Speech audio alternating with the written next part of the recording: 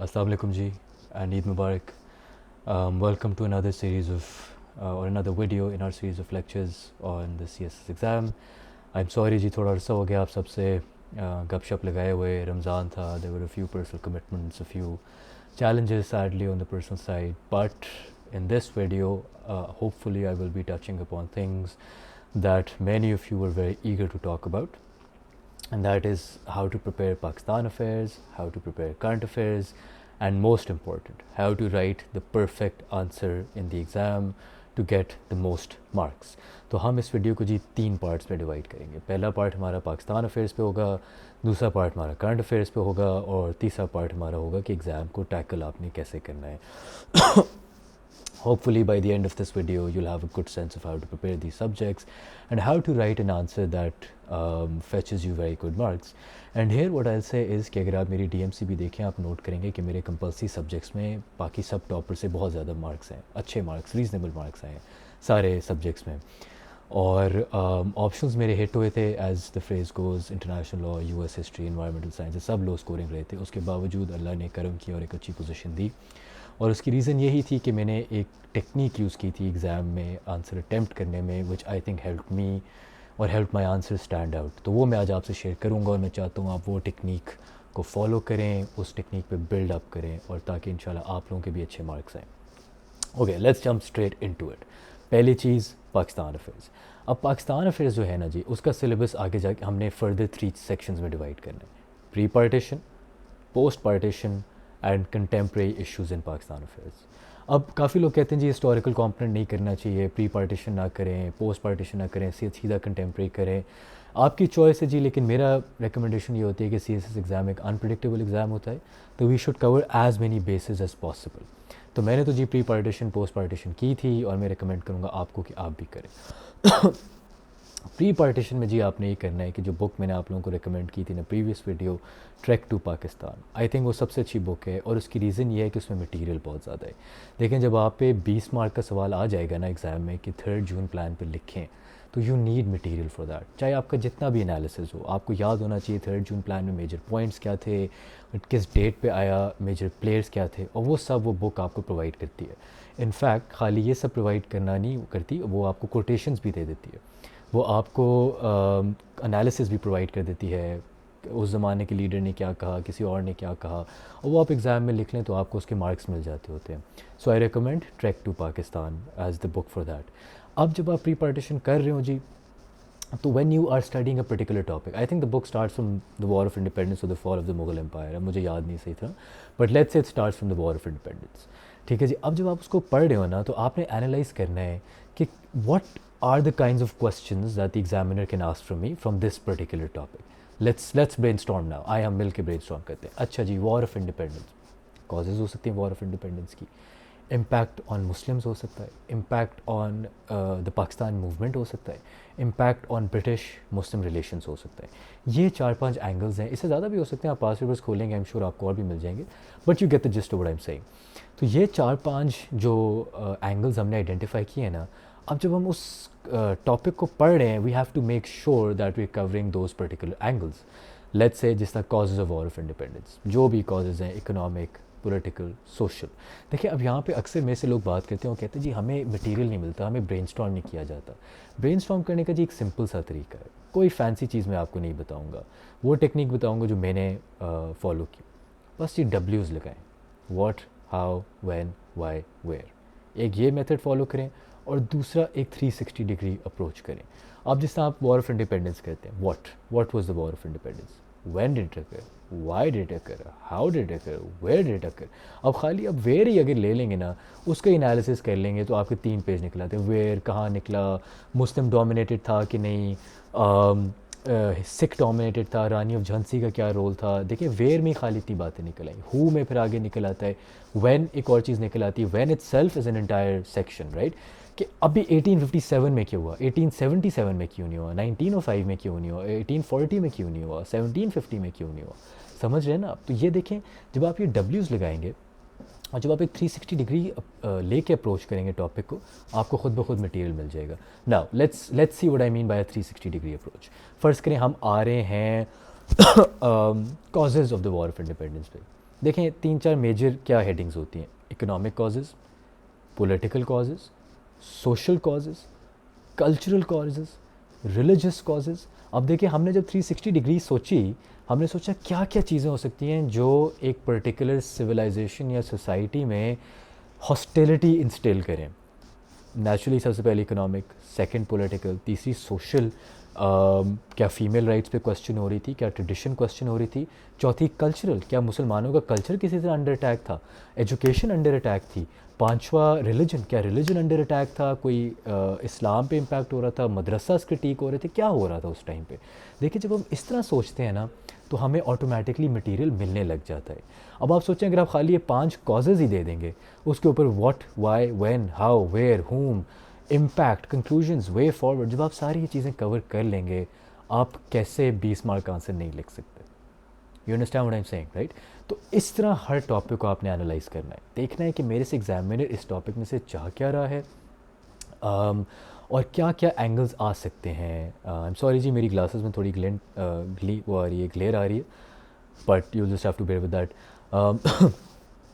तो ये इस तरह हमने ना अपने हर एग्ज़ाम को टॉपिक को लेके अप्रोच करना है पाकिस्तान अफेयर्स में। तो जब आप अपने नोट्स बना रहे हो, लेट्स से आपने वॉर ऑफ इंडिपेंडेंस कर ली, अब आपने उसके नोट्स इन्हीं लाइंस के साथ बनाने, causes, who were the major players, what were the major incidents, when did it take place, impact on Muslims, जो जो आपको लगता है आपसे एंगल्स पूछे जा सकते हैं ना, वो 2 पेज के अंदर अंदर नोट्स में आपने कर लेना। और अब आप कहेंगे नोट्स में मैं 2 पेज में कैसे समराइज़ करूँ, सिंपल है जी, कॉजेज़ के नीचे एक एक लाइन में आप लिख दें economic, political, social, cultural, educational, एक लाइन हो गई। Impact on Muslim British relations, education, future politics, the development of the Shimla conference, the decline in Muslim power, ये सारी चीज़ें हो गई। एक एक लाइन करें, 2 सफ़ों में आपके पूरे नोट्स बन जाएंगे। तो इस तरह जी आपने ना प्री पार्टीशन को लेके चल रहा है। और फिर देखिए मैं आपको एक बात बताता हूँ, I am a history major, I did a double major in economics and history from Cornell. तो हिस्ट्री को आपने ना एज अ प्रोसेस लेना होता है। हिस्ट्री में इंडिपेंडेंट इवेंट्स नहीं होते। अगर 1958 में पाकिस्तान में पहला कूदेता आया, उसकी रिवर्बरेशंस आज तक फील होती हैं। हम ये नहीं कहते कि 58 में वो हुआ, 99 में ये हुआ, 77 में ये हुआ। They are all interconnected. तो जब आप तारीख़ पढ़ रहे हैं, जब आप पाकिस्तान अफेयर्स पढ़ रहे हैं, and this goes for every history subject, be it US history, be it British history, be it European history और बी एट इस्लामिक हिस्ट्री, आपने देखना है कि अच्छा जी अब वॉर ऑफ इंडिपेंडेंस हुई, वॉर ऑफ इंडिपेंडेंस से नेक्स्ट कॉरलरी क्या निकला 1877 में, या जब भी क्वीन ने अपनी प्रोक्लेमेशन दी, उसके बाद सिमला डेपुटेशन हुई, क्या कहते हैं उसे, मुस्लिम लीग डेवलप, ये सब कनेक्टेड है। तो जब आप अगले टॉपिक पे जाएं, आप पढ़ें कि इसका पिछले टॉपिक से क्या लिखता, how did the previous topic lead us to this particular topic और this particular point in time in history.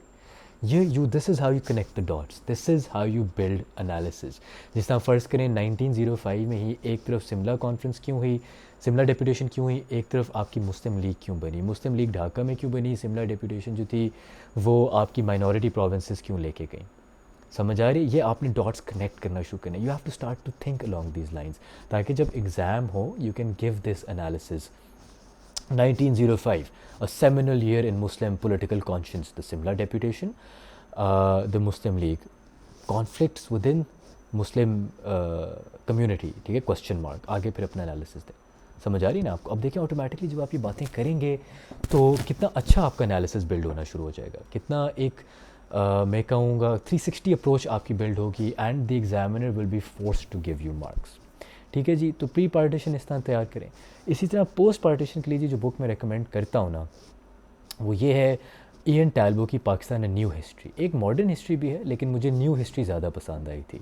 उसमें जी टू द पॉइंट लिखा हुआ है, पीरियड्स में डिवाइडेड है, 47 58, 58 टू 69, 69 टू 71। वो एक बड़ा आपके लिए अच्छा सा एक लीनियर सा प्रोसेस और एक लीनियर सी अंडरस्टैंडिंग बना देती है पाकिस्तानी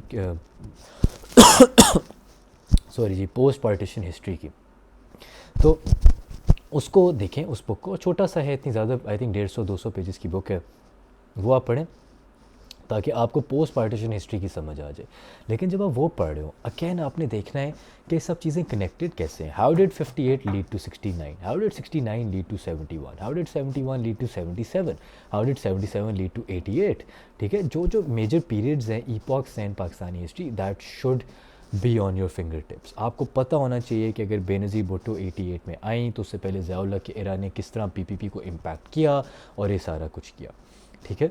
तो ये चीज़ें जब आप इनको पढ़ो इस तरह करें, again when you read those topics think of what the examiner can ask you. Let's say Ayub Khan है, अयूब खान के पीरियड में आपके ख्याल से मेजर चीज़ें क्या हो सकती हैं? फॉरेन पॉलिसी हो सकती है, इंडिया के साथ वॉर थी, इकोनॉमिक पॉलिसी हो सकती है, डोमेस्टिक पॉलिसी हो सकती है, कॉन्स्टिट्यूशन हो सकती है, वन यूनिट हो सकता है। वन यूनिट आया तो 1955 में था, लेकिन how did Ayub Khan exploit that और how did Ayub Khan make use of that? तो ये चीज़ें आपने सोचना शुरू करनी। And when you are thinking of that, think of the modern day. How is the 18th amendment a relic of the one unit policy? 18th Amendment मेरे ख्याल से is a response to the centralization that occurred in 1955 when the one unit policy was promulgated. अब आप देखें connection build हो गया ना 1955 से लेके 2010 जब हमने 18वीं तरमीम पास की। Now this is how you get good marks. This is how you build an analysis. आप ये नहीं कह सकते कि 18th Amendment बस हो गई, ज़रदारी आया, प्रेसिडेंट ज़रदारी आए, बस हो गई। आपने उससे पहले पूरे एनालाइज करने हैं 90s में सेंट्रलाइजेशन के क्या हालात थे, how does south Punjab fit into this, how does Hazara province fit into this, how does Balochistan fit into this, ठीक है। इस तरह आपका एनालिसिस बिल्ड होना चाहिए। और फिर जब मैं आपसे क्वेश्चन पूछूं कि do you think it is justified to critic और कर्टेल द 18th अमेंडमेंट, आपकी एनालिसिस इस तरह होनी चाहिए। एक सिंपलिस्टिक एनालिसिस नहीं होना चाहिए कि नहीं जी स्टेट डिसीजन नहीं ले पाती, एक सेंट्रलाइज स्टेट होना चाहिए। हमें रियलाइज़ करना चाहिए पाकिस्तान की एथनिक, कम्यूनल, प्रोविंशियल रियलिटीज़ क्या है। We are a country of 207 million people. Are 4 provinces enough? Is one centralized state enough to deal with the plethora of problems that exist for 207 million people? और इसके answers आपको तारीख में मिलेंगे। बांग्लादेश ने क्यों रिवोल्ट किया 71 में? 1955 वन यूनिट पॉलिसी के बाद इतना टमल्टस हालात क्यों हो गए? उस टाइम पीरियड में इतने ज़्यादा प्राइम मिनिस्टर्स क्यों चेंज हुए? 1971 में जब भुट्टो साहब आए तो आते ही उन्हें केपी और बलूचिस्तान गवर्नमेंट को क्यों गिराया? ये सारे सवाल हैं जो 18वीं तरमीम से लिंक्ड हैं। तो जब आप ये चीज़ें पढ़ेंगे ना, हिस्ट्री पढ़ेंगे, तो आपको आजकल के आंसर्स मिलेंगे सारे। Water crisis, how is the water crisis a product of a centralize state? ठीक है जी, अब आप समझ रहे हैं ना मेरी बात। तो इस तरह connect the dots, make sure you link what you're studying to the past, in the past to the present. मसलन यूएस हिस्ट्री, चले यूएस हिस्ट्री अगर आप पढ़ते हैं, लेट्स से आप रेगन पढ़ रहे हैं, या लेट्स से आप जैक्सन पढ़ रहे हैं, या लेट्स से आप रूजवेल्ट पढ़ रहे हैं, आप देखिए how are those presidents similar to Trump today? How was Obama similar to FDR? Let's say Franklin Delano Roosevelt, let's say Roosevelt came up with the new deal. Was the 2008 stimulus package that Obama gave to Wall Street similar to the New Deal? क्या similarities थी, क्या contrast थे? ये जब आप history पढ़ते हैं ना, आपको इसलिए मज़ा आता है। That's why I think history is one of the best subjects because you understand the contemporary, you understand the present, और इसी तरह ही आपका analysis build होता है। जब आपने 1905 सिमला कॉन्फ्रेंस पढ़ी, डेपुटेशन पढ़ी, डेलीगेशन पढ़ी, आप रियलाइज़ करें कि अच्छा how did that lead to the 1920s, how did that lead to the Morley Minto reforms, how did that lead to Jinnah's 14 points, how did that lead to the government of India act and eventually to 1947। Connect the dots. साथ साथ along with connecting the dots, think of the 360 degree approach, think of the whats, the hows, the whys, the whens, the wheres. That's how you approach this subjects, ठीक है। तो Pakistan affairs की अभी तक हमने तैयारी क्या की? Pre partition, post partition, finally contemporary. Contemporary जी सबसे सिंपल है, कोई टेंशन वाली बात ही नहीं। आपने पता है क्या करना है? हमने पिछली बुक्स में वीडियोज़ में कहा था कि हम नवंबर 30 तक अपना कोर्स करेंगे, and some of you actually pointed out I said November 31st and some of you said there are no 31 days in November, so thank you for being very cheeky and pointing that out. So November 30 हमने कहा था कि is the deadline, और चलें December 15 कर लेते। अब आपने ये करना है कि फ़र्ज़ के November 30 आपने सेस कर लिया ना कि आपका कोर्स ख़त्म हो जाएगा। November 14 को ना आपने 12 से 15 टॉपिक्स आइडेंटिफाई करने हैं कंटेम्प्रेरी पाकिस्तान अफेयर्स के। और लेट्स से कंटेम्प्रेरी क्या है? Education crisis, Kashmir crisis, water crisis, economic crisis, 18th amendment, पिछले साल तक फाटा भी था, और आप देख लें आपके दिमाग में आप सोचेंगे काफ़ी कुछ आ जाएंगे, relations with US, relations with India, relations with China. इस तरह आप करेंगे ना तो 15 टॉपिक्स बनेंगे, उससे ज़्यादा नहीं बनते। अब November 15 से लेकर November 30 तक हमारे पास 15 दिन है। All you have to do is do 1 topic पर day, that's it. Let's say आज November 15 है, डे 1 है, आप कहते हैं मैं कश्मीर क्राइसिस से शुरू करूँगा या करूँगी, उसमें फिर आपने ये करना शुरू करना है कि नवंबर 15 को कश्मीर क्राइसिस को पढ़ना शुरू कर देना है, गूगल करें different articles, Pakistani think tanks, global think tanks, Indian think tank, उस दिन बहुत मेहनत करें इंटरनेट पे। अभी मेहनत की ज़रूरत नहीं है, अभी बस प्री पार्टीशन पोस्ट पार्टीशन एक बुक से नोट्स सिंपल, कोई मसला नहीं है बाकी सब्जेक्ट्स। लेकिन वो जो 15 दिन हो उसमें एक एक दिन एक सब्जेक्ट को दें, एक टॉपिक को दें, वो जो 15 हमने आइडेंटिफाई किए, और उन एक दिन में पूरी जान लगा दें गूगल पे, कश्मीर पे 4-5 आर्टिकल्स पढ़ लें, और again 360 analysis. What is the Kashmir crisis? The background to the Kashmir crisis, the major players of the Kashmir crisis, role of superpowers, role of Kashmiris, role of the populace, role of religion, role of culture, role of economics, सब कुछ आपके पास 2 pages या 3 pages के notes में आ जाना चाहिए। इसके साथ साथ एक एक दो quotes on the Kashmir crisis and कुछ स्टेटिस्टिक्स फिगर्स, जिस तरह कितनी वहाँ पे आर्मी है, कितनी डेथ्स हैं, क्या लिटरेसी रेट है, क्या क्या है। That's it. एक दिन में बड़े आराम से आपको इन्फॉर्मेशन मिल जाएगी। इस तरह डे 1 पे कश्मीर क्राइसिस, सेकंड डे पे वाटर क्राइसिस, थर्ड डे पे इकोनॉमिक क्राइसिस, फोर्थ डे पे Pakistan India relations, fifth day पे Pakistan China relations, six day पे Pakistan Afghanistan relations, and lo and behold in 15 days the contemporary part of Pakistan affairs is done. That is all.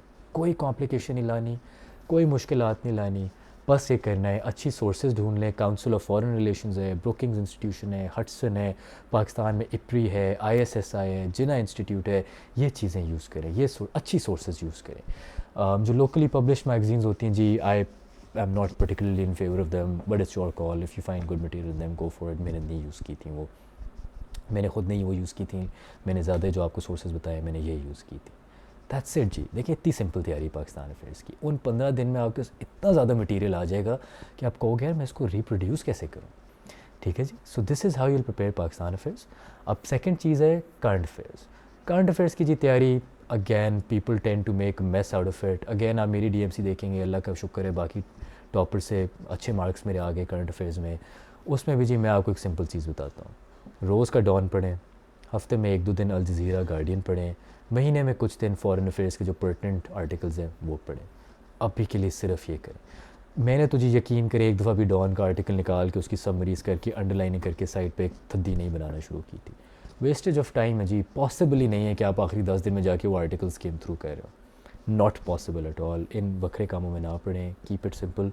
अभी बस ये चीज़ें follow करें, इन चीज़ों पे फोकस करें कि आपको पता हो दुनिया में हो क्या रहे। डॉन, अल जज़ीरा / गार्डियन और फॉरेन अफेयर्स। और फॉरेन अफेयर्स और अल जज़ीरा भी रोज़ पढ़ने की ज़रूरत नहीं है, डॉन रोज़ पढ़ें, डॉन में भी सेलेक्टिवली चीज़ें पढ़ें। सही है जी। आप जैसा हमने पहले डिस्कस किया न्यूज़पेपर किस तरह पढ़ना है, पहली वीडियो में आपको मिल जाएगा। हर चीज़ पढ़ने की ज़रूरत नहीं होती। Opinion page, front page, back page, and I would recommend the business page and the international pages as well. ठीक है, उसमें भी कुछ सेलेक्टिव चीज़ें। अब केन्या में क्या हो रहा है, गयाना में क्या हो रहा है, गिनी में क्या हो रहा है, पापुआ न्यू गिनी में, we don't need to know that. International में से शायद 3 आपको कॉलम्स पढ़ने पड़े। सही जी। तो इस तरह आपने ना यूँ फॉलो अप करते रहने करंट अफेयर्स पे। फिर जब नवंबर 15 आ जाएगा इंशाल्लाह और आपके पास दोबारा 15 दिन होंगे तैयारी कंप्लीट करने में, उन 15 दिन में आपने करंट अफेयर्स के 15 टॉपिक्स हाईलाइट करने हैं जो आपको लगता है एग्ज़ाम में आ सकते हैं। And what do you think are those topics? अभी हम अगर गेस करें तो Covid, corona, US China trade war, role of the IMF, global economic crisis because of corona, और जो भी प्लेथरा ऑफ इश्यूज़ हैं। इज़राइल पैलेस्टाइन हमेशा होता है, कश्मीर होता है। अगेन आप देखेंगे 12 से 15 मुश्किल से टॉपिक्स बनेंगे। उन 12 से 15 को फिर एक एक दिन दें, और आप देखेंगे काफ़ी ओवरलैपिंग भी टॉपिक्स होंगे पाकिस्तान अफेयर्स से। जैसा पाकिस्तान US रिलेशंस आप करंट अफेयर्स में भी कर सकते हैं और पाकिस्तान अफेयर्स में भी कर सकते हैं। तो at the end of the day आपको 10 से 11 टॉपिक्स करने पड़ेंगे और उनको एक एक दिन दें। ठीक है जी। एक दिन आप देंगे, वही आप काम करेंगे। डिफरेंट सोर्सेज पढ़ें, फॉरेन अफेयर्स के आर्टिकल्स पढ़ें, CFR पढ़ें, काउंसिल ऑफ फॉरेन रिलेशंस पढ़ें, और IPRI, ISSI, जिना इंस्टीट्यूट पाकिस्तानी पढ़ें, हटसन इंस्टीट्यूट, ब्रुकिंग्स इंस्टीट्यूशन ये आप ऑनलाइन ढूंढें, इनकी थिंक टैंक्स हैं, इनके पेपर्स पढ़ें। करंट अफेयर्स की सिंपल ये तैयारी है। ठीक है जी। बाकी ये जो सब काम है, अंडरलाइन करो, इस आर्टिकल को देखो, उस आर्टिकल को देखो, उसको अंडरलाइन करो, उस आर्टिकल को इस थद्दी में रख दो, ये कर दो, मैंने तो नहीं किया था जी, और आप भी ना करें, क्योंकि इन्हीं चीज़ों से आपका टाइम ज़ाया होता है। And this I think is the negative advice that people give. कुछ ज़रूरत कॉम्प्लिकेशंस में नहीं पढ़ना हमने, सिंपल तैयारी है। जो मैं शुरू से कह रहा हूँ, technique is the way to go. Smart study, और स्मार्ट स्टडी क्या है जी, 15 दिन दे दें करंट अफेयर्स को, उस एक दिन में उस एक टॉपिक को निचोड़ लें, स्क्वीज़ आउट कर लें everything about that topic. Let's say US China trade war है, उसमें आपको पता होना चाहिए who the major players are, what the figures are, what the statistics are, what the theoretical ideological backgrounds of that particular topic are, लेकिन सिर्फ वो उस दिन की मेहनत है। अब भी सी आर्टिकल पढ़ना, लिखना, लुकना, इधर उधर चार्ट्स बनाना, ये करना वो करना, ज़रूरत ही नहीं। उस दिन जान मारें, याद करें, 2-3 पेजेस की नोट्स बना लें, end of story, US China trade war done. Second day आके कोई और कॉन्फ्लिक्ट कर लें, US UK leaving the EU, global recession because of Covid, एक दिन की मार है, 6 आर्टिकल्स की मार है, पढ़े, सब कुछ आपके सामने आ गया। That is it. आपने यूँ करंट अफेयर्स तैयार करना है, ठीक है जी। अब आप देख रहे हैं किस तरह तैयारी सिंपल हो रही है, हम कॉम्प्लिकेशंस में नहीं जा रहे, और यही मैं आपको रिकमेंड करूँगा जी। Keep it simple, remember technique and strategy is everything, and this brings us to the final component of our video, and that is how to write the perfect answer. यहाँ पे जी अब देखिए मैं कोई 2-4 बड़ी बातें करूँगा। सबसे पहली बात तो है, आपको अपने आंसर की आउटलाइन बनाने की ज़रूरत नहीं होती इन दी एक्चुअल एग्ज़ाम। मैंने नहीं बनाई थी, कोई नुकसान नहीं पड़ा, लेकिन अगर आपने बनानी है तो उसमें कोई हर्ज नहीं होता, इट्स योर चॉइस। मैं ये करता था, मैं एक रफ़ पेज पे ना अपनी रफ़ आउटलाइन बना देता था फॉर माई ओन सेक। पहली बात तो ये होगी, मैं आपकी मोटे मोटे जो सवाल होते हैं ना उनका जवाब पहले दे दूँ, फिर हम डिटेल में जाएँ। दूसरा, एक अच्छी लेंथ क्या हो आंसर की, एक अच्छी लेंथ होनी चाहिए जी 6 से 7 sides of a paper, and what I mean by side is this, 1, 2 sides, 3 sides, 4 sides, इस तरह की 6 से 7 साइड्स, दैट्स इट। मैंने जी शायद 12 एग्ज़ाम्स थे ना जी, 1 या 2 में एक्स्ट्रा शीट्स ली होंगी, वो भी 1 या 2 एक्स्ट्रा पेपर्स लिए होंगे बस, बाकी 6 से 7 साइड्स आप लिखें, 6 भी मेरे ख्याल से इज़ मोर देन इनफ। और लेकिन अच्छा हो, उसमें डेप्थ हो, कंटेंट अच्छा हो, वो चीज़ें मैटर, एनालिसिस अच्छा हो, ये चीज़ों ने मेरे आंसर्स को स्टैंड आउट कराया था, ठीक है जी। अब हम चलते हैं, ये 2-3 मेजर बातें हो गई, अब हम चलते हैं आंसर अटैम्प्ट करने पे। सबसे पहली चीज़ आपने क्या करनी, आपके सामने क्वेश्चन आ गया CSS का, let's say it's the current affairs exam. The first and foremost thing what you need to do here is what I suggested for the CSS essay exam as well, and that is underlining the keywords.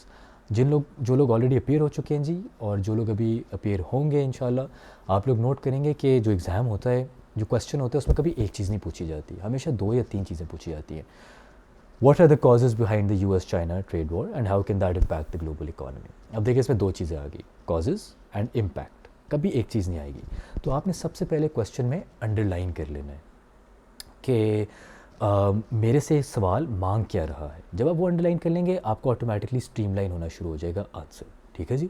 और कोई चीज़ आपने miss नहीं करनी, अगर आपसे 2 या 3 चीज़ें मांगी गई हैं ना, और अगर आपने एक चीज़ मिस कर दी, आपका आंसर मार्क्स लूज़ करेगा। और मैंने आप लोगों को पहले भी वीडियो में कहा था, never give an opportunity to the examiner to cut your marks, तो make sure you have covered all the basis that the question is asking for, ठीक है जी। अच्छा जी, अब हमने की पॉइंट्स भी अंडरलाइन कर लिए। अब हमारा आंसर स्ट्रक्चर्ड कैसे होगा? पहली बात जी, इंट्रोडक्शन और कंक्लूजन आपने ज़रूर देनी है, ये हर आंसर में आपने देनी है। हेड, और हाँ, आप हेडिंग्स दे सकते हैं, एस्से की बॉडी में आप हेडिंग्स नहीं दे सकते, बाकी हर एग्ज़ाम के हर आंसर में आप हेडिंग्स देंगे, सही जी। इंट्रोडक्शन, कंक्लूजन पहली और आखिरी हेडिंग हो जाएगी, बीच में फिर आपकी डिफरेंट किस्म की हेडिंग्स हो जाएंगी, ठीक है जी। अब आपने इंट्रोडक्शन दे दी, इंट्रोडक्शन के बाद जी एक ब्रीफ बैकग्राउंड ज़रूर दें।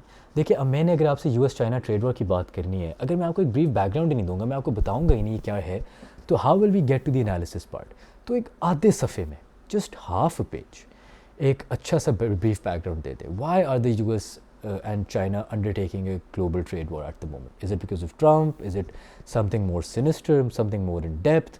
ये चीज़ें आपने ज़रूर करनी है, ठीक है। एक छोटा सा बैकग्राउंड, जब आपने बैकग्राउंड दे दिया ना जी, फिर get straight into the gist of the topic. फिर we are not going to go on a tangent, we are not going to go here and there. तो क्या टॉपिक था हमारा? क्वेश्चन था what are the causes of the trade war. तो पहला introduction, second background, third क्या चीज़ होगी? Direct gist, causes of the trade war. Causes में फिर यहाँ पे आपका आंसर का मीट आना शुरू होगा, ज़्यादा से ज़्यादा कॉजेज़ दें, फिर आगे आ जाएं, फिर अगली हेडिंग दें, इम्पैक्ट, जो सारी आपने ना इस तरह हर एक बेस कवर करनी है।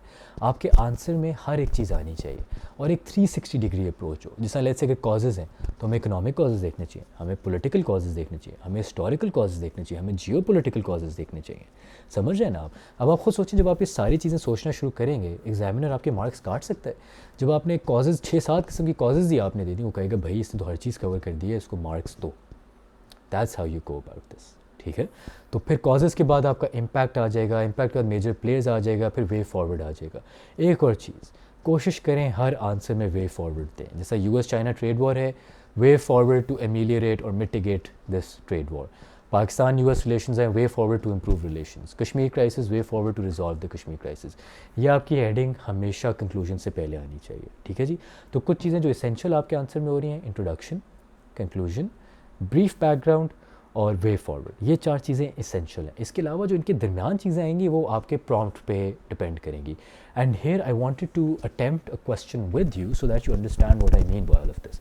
तो आपके जी 2020 के पाकिस्तान अफेयर्स में एक क्वेश्चन था which I wrote down here, that was China Pakistan Russia cooperation will find suitable support in the Shanghai Cooperation Organization, elaborate. अच्छा जी, अब देखें, सबसे पहले तो मैं अंडरलाइन करूँगा और सबसे पहले जो मैं देखूंगा कि ये क्वेश्चन में से मांग क्या रहा है। सो देयर आर 2 थिंग्स है, China Russia cooperation and second support in SCO. ये 2 चीज़ें में से मांग रहा है, मुझे इन दोनों चीज़ों पे फोकस करना है। सही है जी। तो let's see how I would attempt this question. सबसे पहले इंट्रोडक्शन होगी, आधे पेज की इंट्रोडक्शन हो गई। फिर व्हाट इज़ एससीओ, मैंने आपको कहा था ना एक बैकग्राउंड देना है। अब जब मैं आपको बताऊंगा ही नहीं एससीओ क्या है, हम आगे कैसे चलेंगे। व्हाट इज़ द एससीओ, 4 लाइनों में लिख दें, 3 लाइनों में मेजर जो इसके कंपोनेंट्स हैं, मेजर मेंबर्स हैं वो लिख दें, कब बनी, क्या पर्पज़ है, क्या मिशन स्टेटमेंट है, ख़त्म। तीसरी heading, why are China Pakistan and Russia cooperating. अब देखें ये जो है मैं जिस्ट में आ गया, बैकग्राउंड से सीधा जिस्ट में आ गया, क्योंकि पहली चीज़ क्वेश्चन में से क्या मांग रहे, चाइना पाकिस्तान रशिया कोऑपरेशन। तो मैंने डायरेक्टली बता दिया why are China Pakistan and Russia cooperating. अब यहाँ पे आपने ना वही 360 डिग्री एनालिसिस दे देना है, क्या रीज़न है, India, US, conflict in Afghanistan, conflict in Pacific ocean, sorry Indian ocean, जो भी आपको एनालिसिस बिल्ड हो रहा है, economy, CPEC, O B O R, देखें कितने पॉइंट्स निकल रहे हैं, कितने ज़्यादा पॉइंट्स निकल रहे हैं। हाँ, अब जो आप कहते हैं कि मैं कहाँ से चीज़ें सोचूं, इस तरह सोचें 360 डिग्री एनालिसिस में, और आप ख़ुद देखेंगे कितने ज़्यादा पॉइंट्स निकल रहे हैं, ठीक है जी। तो ये तरीका है इसका। अब तीसरी हेडिंग होगी via China Pakistan Russia cooperative. इसमें मैंने पहली चीज़ को एड्रेस कर दिया। अब दूसरी चीज़ क्या थी, सूटेबल सपोर्ट इन एससीओ। अब मैं सीधा उस पर आ गया, how will the SCO help और promote China Pakistan Russia cooperation. अब इसके नीचे देखें अगेन 360, यहाँ पे अब आपका पूरा ऐसे आंसर बनेगा। इकोनॉमिकली सपोर्ट मिलेगी, पॉलिटिकली सपोर्ट मिलेगी, socially, culturally, education wise, medical wise, military wise, ठीक है ना, OBOR को सपोर्ट मिलेगी, CPEC को मिलेगी, पीस इन अफगानिस्तान, ठीक है ना, a bulwark against American and US aggression. 8 points ये बन गए, और इनको आप जब एक्सपैंड करेंगे आप कहेंगे भाई मैं इनको 6-7 सफ़ों में कैसे लिखूँ। अब आपको समझ आई, ये हो गया। लेकिन देखिए अब क्योंकि हम एक 360 डिग्री अप्रोच ले रहे हैं ना, तो अब हमने बता दिया अच्छा यार कोऑपरेशन हो क्यों रही है, एससीओ कैसे हेल्प करेगा। हमने एक और चीज़ बतानी, what are the challenges to this cooperation. सही, हर्डल्स क्या हैं, और हर्डल्स क्या हैं, US, India, vested interest of all these 3 nations, historical baggage, historically Pakistan Russia का कॉन्फ्लिक्ट रहा है, चाइना रशिया का कॉन्फ्लिक्ट रहा है। देखिए 3-4 पॉइंट्स यहाँ भी आ गए। फाइनली वे फॉरवर्ड, पाकिस्तान को क्या करना है, चाइना को क्या करना है, रशिया को क्या करना है, और कंक्लूजन आपका आंसर बन गया। लेकिन देखिए यहाँ पे एक और सटल पॉइंट, अब हम क्योंकि पाकिस्तान अफेयर्स का एग्जाम अटैम्प्ट करें एंड वी आर पाकिस्तानीज़, तो जब हम वे फॉरवर्ड देना, हमने चाइना पे लेट्स से आधा पेज दिया, रशिया पे आधा पेज दिया, पाकिस्तान पे हमने ज़्यादा मटेरियल देना है क्योंकि we are arguing from a Pakistani perspective. तो वे फॉरवर्ड में लेट्स से आप कह सकते हैं चाइना को ये करना है इन 5 लाइन्स, रशिया को ये करना है इन 6 लाइन्स, पाकिस्तान को ये करना है इन 15 लाइन्स, 10 लाइन्स। पाकिस्तान पे ज़्यादा एम्फोसिस डालें। जब आप ये करेंगे ना, अब आप मुझे बताएं, ये आपने आंसर लिख दिया, कोई चीज़ कंप्लीट मिसिंग रही, introduction, what is SCO, why are these states cooperating, how can SCO promote cooperation, उसमें फिर economic, political, social, cultural, educational, military, सब कुछ हमने बात कर दी। चैलेंजेस तक बता दिए, यूएस इंडिया का रोल बता दिया, उन चैलेंजेस को ओवरकम करने का तरीका बता दिया, और उन चैलेंजेस को ओवरकम करने के तरीके में पाकिस्तानी परस्पेक्टिव भी दे दिया। अब आप मुझे बताएं, how will you not get a good answer, good score in this answer. इसी तरह आपने करना है। और देखिए लेंथ भी इसी तरह डिवाइड करें, इंट्रोडक्शन आधे पेज की हो गई, व्हाट इज़ एससीओ आधे पेज का हो गया, why are Pakistan and China Russia cooperating आधे पेज का हो गया, 1.5 पेज हो गया, सॉरी आधा पेज इंट्रोडक्शन हो गई, आधा पेज आपको व्हाट इज़ एससीओ हो गया, 1 पेज हो गया, 2 पेज दे दें या 1.5 पेज दे दें, why is China Pakistan Russia cooperating 2.5 pages हो गए, 3 पेजेस दे दें आप इसको, क्या कहते हैं उसे, हाउ विल एससीओ है, 5.5 पेजेस हो गए, आधा पेज आप चैलेंजेस को दे दें, 1 पेज आप सोल्यूशंस को दे दें, quarter of a page, half a page वे उसको दे दें, कंक्लूजन को दे दें, 7 to 7.5 पेजेस में आपका आंसर बिल्ड हो गया। That is it. कोई मुश्किल हुई, कोई आपको कॉम्प्लिकेटेड बात बताई, और इसको तैयार करने के लिए एक दिन आपने SEO को देना है। नवंबर 15 से ऑनवर्ड्स आपके पास पूरे ये मटेरियल मिल जाएगा, आप सॉल्व कर लेंगे, मसला हल हो गया। That's it. कोई मुश्किल बात आपको फील हुई हो, ठीक है जी, यही है। आई थिंक जो आपको बाकी इंस्ट्रक्टर्स होते हैं बहुत ज़्यादा एग्जैजरेट करके बताते हैं, मुश्किल करके बताते हैं, लेकिन this is all there is to CSS, ठीक है जी। तो this basically brings me to the end of my video. लेकिन कुछ एक तो और बातें थी जो मैं आपसे करना चाह रहा था, वो ये थी जी कि टाइम मैनेजमेंट बहुत ज़्यादा ज़रूरी है। अगेन, जिन लोगों ने ऑलरेडी अपेयर हो लिए और जो होंगे वो रियलाइज़ करेंगे कि हम पहले क्वेश्चन को बहुत ज़्यादा टाइम दे देते हैं और बाकियों को कम दे देते हैं। आपने ये नहीं करना। आपने कोशिश ये करनी है कि पहला जो सवाल है आपका 40 मिनट्स के अंदर कंप्लीट हो जाए, बाकी दोनों सवालों को 35 मिनट्स में करें और आखिरी सवाल को 30 मिनट्स के अंदर कंप्लीट करें। सबको ऑन एवरेज सेम टाइम देने की कोशिश करें। अगर आपके सवालों की लेंथ में बहुत फ़र्क हो जाएगा ना, जैसे पहला आपका 9 पेजेस का और आखिरी आपका 4 पेजेस का है, एग्जामिनर मार्क्स काटेगा। वो एक ना जनरल एक यूनिफॉर्मिटी चाहते हैं, ठीक है जी। तो इसका तरीका पता है क्या होता था? लेट्स से मेरे 35-36 मिनट्स हो गए हैं ना, और मैं कुछ लिख रहा हूँ, मैं टाइम देखता था, मैं कहता था chair I have it's been 35 minutes on this particular question, ख़त्म करो। मैं जो बात कर रहा होता था जल्दी से रैप अप की, छोटी सी कंक्लूजन लिखी, अगले सवाल पर चल पड़ा, ठीक है। ये बहुत ज़्यादा ज़रूरी है। दूसरी चीज़ ये है जी कि आपने प्रैक्टिस बहुत ज़्यादा करनी है। मैंने पहले भी बोला था, ये सब टेक्निक्स, क्या लिखना है, कब लिखना है, कितना लिखना है, कितना वक्त देना है, ये सब कुछ आपको उससे मिलेगा, क्या कहते हैं, प्रैक्टिस से मिलेगा। तो टेस्ट करें अपने आप को, टेस्ट सीरीज़ दें। और फाइनली जी, ये बात मुझे पता है आप सब बड़े क्वेश्चन करते हैं, फैक्ट्स कितने देने हैं, फिगर्स कितने देने हैं, मैप्स देने हैं कि नहीं। देखें जी, ये चीज़ें देनी चाहिए। आपने remember it's a competitive exam, और क्या कहते हैं, उसमें हमने अपने आप को स्टैंड आउट कराना होता है। तो लेट्स से अगर आप इस IMF और US चाइना ट्रेड वॉर की बात कर रहे हैं, तो अगर आप 2-3 कोट्स दे देंगे, ट्रम्प की, किसी और की दे देंगे, या किसी IMF इकोनॉमिस्ट की दे देंगे, तो अच्छा लगेगा। इसी तरह अगर आप स्टेटिस्टिक्स बना देंगे नीचे बुलेट पॉइंट्स दे के कि ये परसेंटेज इकोनॉमिक डिक्लाइन हुआ है, चाइना के एक्सपोर्ट्स पे ये इम्पैक्ट हुआ है, US के एक्सपोर्ट्स पे ये इम्पैक्ट हुआ है, तो बहुत अच्छा लगेगा। मैंने भी ये काम किए थे। और मैप्स जी बड़े सिंपल हैं। देखिए 10 से 12 मैप्स आपको याद करने हैं। पाकिस्तान का मैप कर लें, साउथ एशिया का मैप कर लें, ग्लोब का मैप कर लें, US का मैप कर लें, यूरोप का मैप कर लें। 5-6 मैप्स ही हैं जो आपको करने हैं, वो हर जगह यूज़ हो जाएंगे। अफ़गानिस्तान का मैप कर लें, मिडल ईस्ट का मैप कर लें। 8-9 मैप्स बनते हैं, मैंने वो किए थे, वही मैंने एग्ज़ाम में रिप्रोड्यूस कर दिए थे। तो yes, I think you should make maps, I think you should give statistics and figures. बाकी फ्लो चार्ट चक्कर में मैं नहीं पढ़ा था, I don't think how that particularly helps, लेकिन आप फैक्ट्स एंड फिगर्स ज़रूर दें, ठीक है जी। And finally headings. मेरे ख्याल से जी the reason why I scored really well was because मैंने बहुत ज़्यादा हेडिंग्स दी थी। हेडिंग्स किस तरह दें? कॉजेज़ ऑफ, हाँ चलिए इसी एग्जाम्पल को ले लेते हैं। How will the SEO help in promoting cooperation? पहली हेडिंग, उसके नीचे इकोनॉमिकली, सही है, उसके नीचे सब heading China's boosting economy, a source for Pakistani exports, a market for Russian oil. देखें कितनी हेडिंग्स आ रही हैं। अब जो रीडर है वो बस इन हेडिंग्स को स्केम थ्रू करेगा, कहेगा इसने तो हर चीज़ टच अपॉन कर लिया, चलो आगे चलो। इसी तरह अगली heading political, support for Kashmir cause, support for Russian power, support for China's greater role, support for Pakistan interest in Afghanistan, जो भी इस तरह की हेडिंग्स। तो हेडिंग्स बहुत ज़्यादा दें, फैक्ट्स फिगर्स बना दें। मैप अगर बनते हैं, मैं आपको ऑनेस्टली कह सकता हूँ, मैंने बहुत ज़्यादा मैप्स नहीं बनाए थे, शायद दोनों पाकिस्तान अफेयर्स और करंट अफेयर्स में मैंने 1 या 2 मैप्स बनाए थे टोटल सारे सवालों में। 8 सवाल जितने भी अटैम्प्ट करने होते हैं, तो इतना वो भी बहुत ज़रूरी नहीं होता। लेकिन मैंने फैक्ट्स फिगर्स दिए थे जी, कोट्स डाल दी थी मैंने, और मैंने वो किया था, हेडिंग्स बहुत ज़्यादा बनाई थी। तो दिस इज़ इट जी, this is all in how to attempt an answer, ठीक है। 360 डिग्री एनालिसिस रखें, सारी एक कंप्लीट अप्रोच रखें, प्रैक्टिस करें, टाइमिंग हर एंगल से सोचें, व्हाट्स लगाएं। और फाइनली एक बात जी, जिस तरह मैंने कहा, चीज़ों को लिंक करें, कनेक्ट द डॉट्स, हिस्ट्री को कंटेम्प्रेरी से और थियरी को प्रैक्टिस से। एक रीज़न मेरे एक और अच्छे मार्क्स इसलिए आए थे जी कि देखें जो थियरी होती है ना, उसको आपको प्रैक्टिस से भी लिंक करनी चाहिए। जिस तरह अब IR आप पढ़ रहे हैं, IR पेपर 2 जो है, it's not a current affairs exam, it's an IR paper 2 exam.